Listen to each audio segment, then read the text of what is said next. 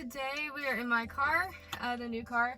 I'm in the back seat because I thought it might give me a little bit more room until I figure out the whole car thing. So if you are new to my channel, I do a lot of videos on autism. I also do like natural hair videos, an occasional celiac disease video, like very occasional. So I just wanted to do like a really quick video. I forgot about my chair right here. I haven't really figured out the car. That thing folds up like crazy. So I haven't really figured out the car thing yet. Obviously there's a lot of light behind me. So we're gonna talk about managing your emotions with autism. I have not quite figured this out. It's actually very hard.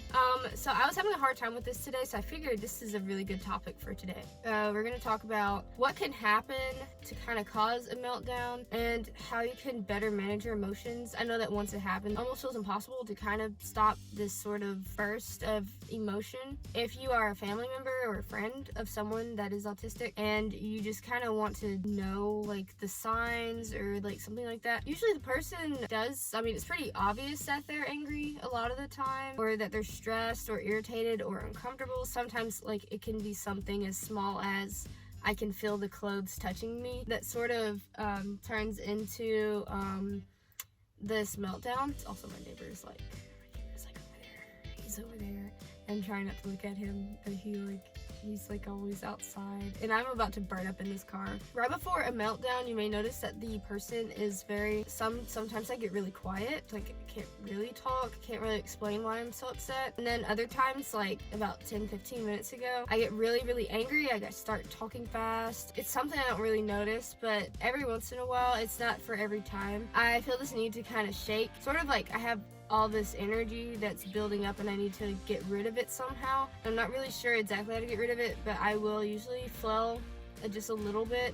I don't like doing this around people for obvious reasons, because it kind of makes people think that you're about to like fly off the handle. For example, I used to work at a restaurant. I would walk into the walk-in fridge and I would go in there, just kind of stand there for a second and just kind of recollect. I think that everyone kind of has that moment where they need to get away. This is actually really helpful, especially in a cold environment. I've found there were no cameras in there. Not that of course you'd be doing something illegal, but you felt like you had more privacy basically. Now I might go into the bathrooms and just kind of shake, what I call shaking it off, like Taylor Swift's song. I just throw my arms down really hard, and that does really help a lot actually with getting rid of some of that, unless it gets interrupted. I become aware of the temperature, the humidity in the room, the scratchiness of clothes, where things are touching me. I can't tell if this video is getting dimmer. I'm pretty sure my phone's like about to explode. It's like overheating because it's at like 63 out of 64 gigabytes. If you see that a person is having that hard time, leave them alone. Do not touch them. Don't try to hug them. Make absolutely no physical contact with them. Do not call that person dramatic. If they say, I don't like this action makes this situation worse for me, please respect them. This is very important, and it's something that a lot of us deal with almost every day now. I do get into a mode where I feel like if someone touched me right now, I just lose it.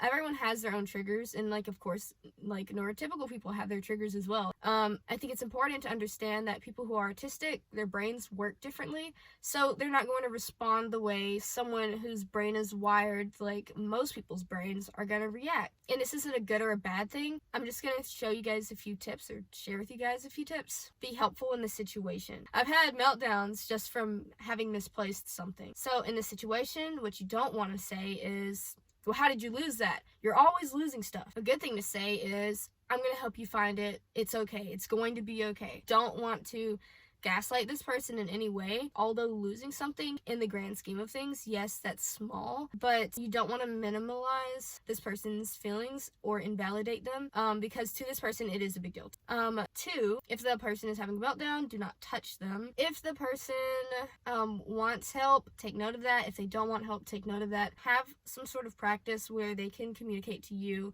the way that they feel, or maybe come up with a keyword. I think I came up with a word that had something to do with turtles.